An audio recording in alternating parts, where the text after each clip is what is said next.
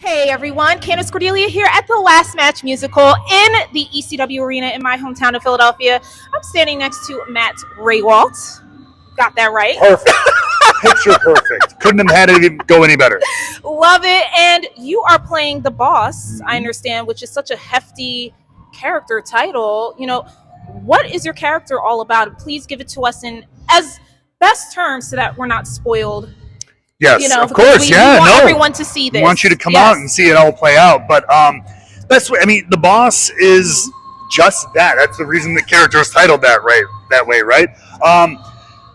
What I'm all about, what's best for business. I modeled after many wrestling kind of leaders, your Triple H's, your Tony Khans, even back to the territory days. Paul Heyman here at ECW was that guy, the guy who decides who wins, who loses, what storylines are going forward, who hired and fired as talent, right? So it's this weird thing where the leader is like this, both a business executive, they bring in talent, they decide what they do, but then they're also kind of a creative director too, because they're picking the storylines. They're picking who wins the championship, who loses, stuff like that. So it's this weird crossover between actual business and then creative. Wow. And sometimes that's good or bad. And that's what I want you to come figure out. Because sometimes that's what I love about this character. Actually, we've got a couple of characters that they're absolutely lovable, right? Yeah. From moment one, we're like, this is somebody I want to pull for. We've got some that are clear as day, like screw this guy. You know what I mean? And my character is kind of this, corporate people, right?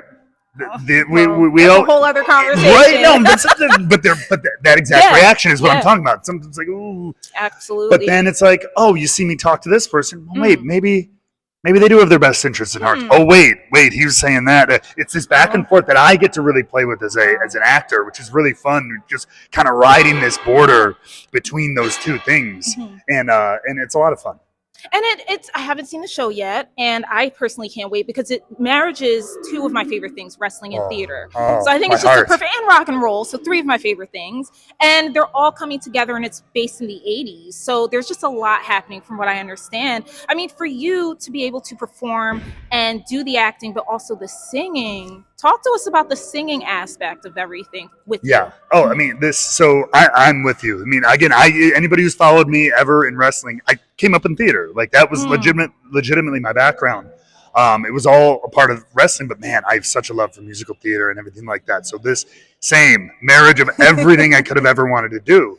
But yeah, for me, so again, Aiden English back in WWE was my wrestling character, of course, and I modeled that off my theater background. I sang to the ring and everything like that, but I was a bad guy, and so it was kind of, if I sucked, you booed me anyway, right? So I wanted to get booed. That was the whole point. But here, the song plays a very important role. I mean, if anybody who's followed musicals, the reason we have a song is because a point you're trying to make, an emotion you're having, it's too much to just go back and forth with dialogue. Absolutely. Something has to come out of you, right? Absolutely. So I'm trying to really honor that as best possible.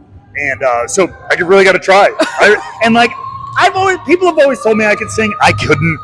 Not when I was wrestling. I'm sure you can carry a note. But I can carry a tune. And our awesome music director was like, no, have some confidence. I know you think you can't hit this note, you can't do that. She goes, but I'll tell you if you don't. And it's been a lot of pressure on me. It's a different kind of environment, but it's a pressure I thrive on and that I really kind of am happy to engage with because I want to do better. I love this kind of performance. Love that. And how has it been being on the road? I mean, you're used to being on the road as a wrestler, but this is a whole other beast because you're not only wrestling, like we were talking about, you're singing, you're acting. I mean, it's a grind and I'm sure it's tiring, but talk to us about what that's been like so far. Yeah, no, absolutely. I mean, we're talking about, with wrestling, even if you're going every week, it's a weekend event. So Friday, Saturday, Sunday, maybe sometimes even just Friday, Saturday. Which I know people who do it every single week, and it's busy. But it's like, but here we're doing Thursday, Friday, Saturday, Sunday, maybe off a Monday, Tuesday, Wednesday, Thursday, Friday. It's theaters every day, pretty much, except Equity Day off on Monday. Oh, he gets it. Oh, he knows. I know the deal. Okay. But so for real, even in my time in WWE, where I'd go on long tours, 3 weeks max. This whole thing from beginning of rehearsals to end, I haven't been home 6 weeks. That's a long time. Yeah. but I am so lucky. It's been very much a grind. I miss my bed. I miss my wife and my pets very much. But I've been telling everybody this who will listen. I'm like, we're really lucky. Like the people on this cast, and it can be very hit or miss. And the same with wrestling locker rooms. Sometimes there's some rough personalities, right to contend with. But I'm telling you, everyone is such a joy to hang out with, rehearse with, perform with, and everything like that. So when you have a locker room, a cast like that, I feel very lucky. It makes the grind of it kind of melt away. Oh, that's really nice to hear. And I know, because I'm a musical theater buff myself, and Broadway, and grew up doing theater as a kid, I know that when you are doing theater, you have some time to get to know your castmates. But for this, were you all just kind of thrown together in the mix within a short period of time, or were you able to at least get some time to really just hang out as a group? I mean, that was kind of a rehearsal process. Wow. Yeah, like literally, because this is a show that came together really quick. I mean, traditional show would probably, you should get a full month of rehearsals, then you tech it out, and then so like we're talking 5-6 weeks before the show opens. Yes. We had a week and a half of rehearsal, a week of tech, and boom, we've been going ever since. And this is to teach actors wrestling and everything too. Wow. So it happened really quick, but I mean, again, we bonded really, really quickly. Again, fantastic group of people, both in front of and behind the curtain. So it made that gelling of the cast, and I think you'll see the rapport on stage and in the ring. Our stage is a ring. Quite literally. This is true. Quite literally. Yes. And I think you'll see that kind of play out. Wow. So with acting, do you want to do more of it in terms of like television, film? I mean, where do you see yourself going as an actor, and even perhaps as a singer too, if that's your flavor? Oh my, please. That would be absolutely amazing. No. So it was kind of funny. When I was with WWE, you've seen a lot of crossover with wrestlers going to movies, right? We've seen John Cena, Batista, and so on. That's very common. You even see a lot of WWE stars on TV shows these days. My big thing, because of my theater background, I was like, at the time, I was like, I want to be the first WWE star to do a Broadway show simultaneously. I'm like, nobody's done that. Yeah. And even after leaving WWE now, but I like the idea that I'm actively part of the wrestling business, but here doing a show that's a meld of both. But I would love to do more. I've really been wanting to do more of that. And oddly enough, coming from wrestling and doing TV quite regularly, my first instinct was to go TV and film. Yes. I get those, reels and auditions and all that ready, right? But coming back here and like going through a stage rehearsal process and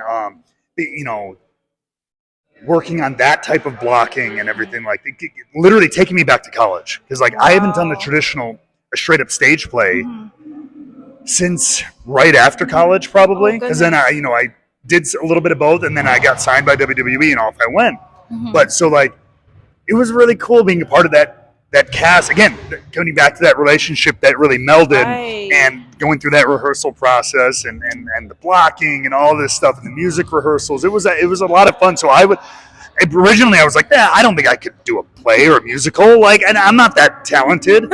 Like, you can have me beat up somebody on TV, sure, get a good camera angle, but I'm like, I don't know. But this is giving me a lot of confidence of like, oh wait, I could hold a song if I needed to, and like I love live performance of theater. So like, this has kind of really reignited that fire. It was there, but just kind of built it back up, right? Yes. Theater tends to do that. I think once you get back in the mix, it just brings back all the memories. There's nothing like it. There is nothing like it. And speaking of Broadway, because I recently saw Suffs, I don't know if you've heard of it. It is one of the best. It's about the suffragette movement, or suffragist movement, I should say. It's fantastic. But I would love to know what the last Broadway show was that you saw, and if you can't remember, if there's a Broadway show now. Well, actually, so we opened our show in Rochester, New York.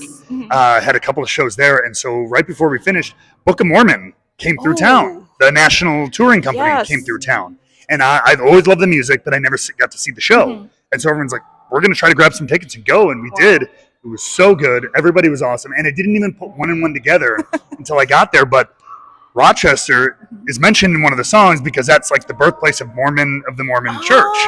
That's where, and so they kind of reference that in one of the lines in the song. So there's a big pop from the crowd when they sing that line, which was really cool. So I was like, oh, that's really neat. So it was kind of a serendipitous little moment there. So literally just about a week and a half ago. That's awesome.